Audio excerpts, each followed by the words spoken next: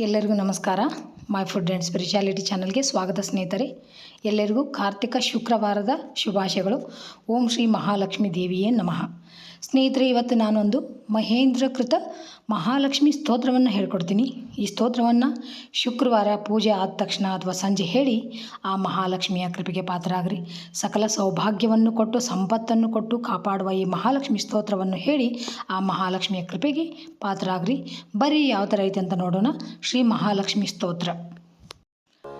ಮಹೇಂದ್ರ ವಾಚ.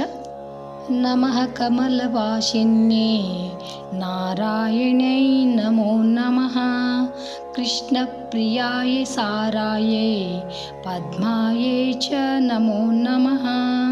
ಪದ್ಮಪತ್ರೇಕ್ಷಣಾಯೈ ಚ ಪದ್ಮಾಸ್ಯಾಯೈ ನಮೋ ನಮಃ. ಪದ್ಮಾಸನಾಯೇ ಪದ್ಮಿನೇ ವೈಷ್ಣವೇ ಚ ನಮೋ ನಮಃ.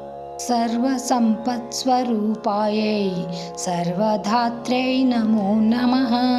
ಸುಖದಾಯೈ ಮೋಕ್ಷದಾಯೈ ಸಿದ್ಧಿದಾಯೈ ನಮೋ ನಮಃ.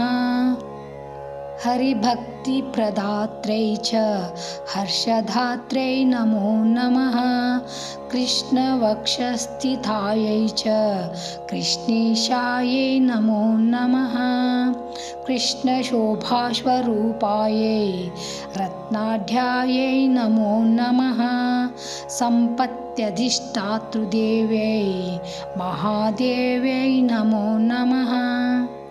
ಸಸ್ಯಾಧಿಷ್ಠಾತೃದೇವ್ಯೈ ಚ ಸಸ್ಯಲಕ್ಷ್ಮ್ಯೈ ನಮೋ ನಮಃ. ನಮೋ ಬುದ್ಧಿಸ್ವರೂಪಾಯೈ ಬುದ್ಧಿದಾಯೈ ನಮೋ ನಮಃ.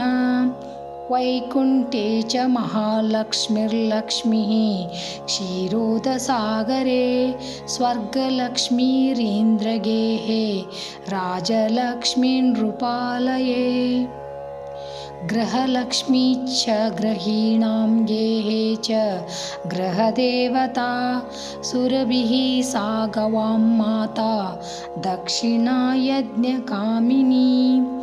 अदितिदेवर्माता त्वं कमला कमलालये.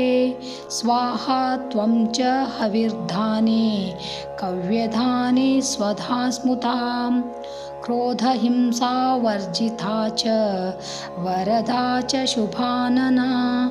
परमार्थप्रदा त्वं च हरिदास्यप्रदा परा. यया विना जगत्सर्वं भस्मीभूतमसारकं. जीवन्मृत्युं च विश्वं च शवतुल्यं यया विना. सर्वेषां च परा त्वं हि सर्वबान्धवरूपिणी. यया विना न सम्भाष्यो बान्धवैर्बान्धवः सदा. त्वया हीनो बन्धुहीनस्त्वया युक्तः सबान्धवः. धर्मार्थकाममोक्षणां त्वं च कारणरूपिणी. स्तनं धयानां त्वं माता शिशूनां शैशवे यथा. तथा त्वं सर्वदा माता सर्वेषां सर्वविश्वतः. त्यक्तस्तनो मातृहीनः स चेज्जीवति दैवतः. त्वया हीनो जनः कोऽपि नः जीवत्येव निश्चितम्. सुप्रसन्ना स्वरूपा त्वं मे प्रसन्ना भवाम्बिके. वैरिग्रस्तं च विषयं देहि मह्यं सनातनी. वयं यावत् त्वया हीना बन्धुहीनाश्च भिक्षुकः सर्वसम्पद्विहीनाश्च तावदेव हरिप्रिये. राज्यं देहि श्रियं देहि बलं देहि सुरेश्वरी. कीर्तिं देहि धनं देहि पुत्रान्मेहं च देहि वै. कामं देहि मतिं देहि भोगान् देहि हरिप्रिये. ज्ञानं देहि च धर्मं च सर्वसौभाग्यमीप्सितम्.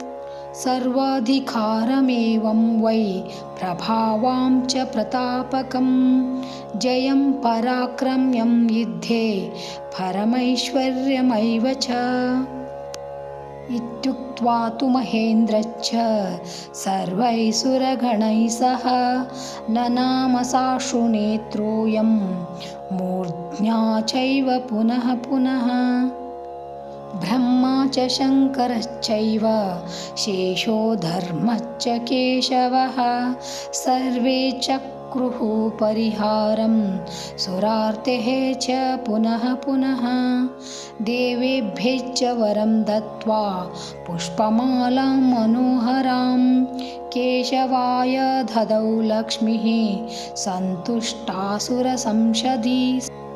युयुर्दैवाच्च सन्तुष्ट्वः स्वं स्वं स्थानं च नारद देवी ययौ हरे क्रोढं पृष्ठाक्षिरोदशायिनः इदं स्तोत्रं महापुण्यं त्रिसन्ध्यं यः पठेन्नरः कुबेरतुल्यः स भवेन्द्राजराजेश्वरो महान् सिद्धस्तोत्रं यदि पठेत् सोऽपि कल्पतरुन्नरः पञ्चलक्षजपेनैव स्तोत्रसिद्धिर्भवेन्नृणाम् सिद्धस्तोत्रं यदि पठेन्नासमेकं च संयतः महासुखी च राजेन्द्रो भविष्यति न संशयः इति श्री ब्रह्मवैवर्त्ये महापुराणे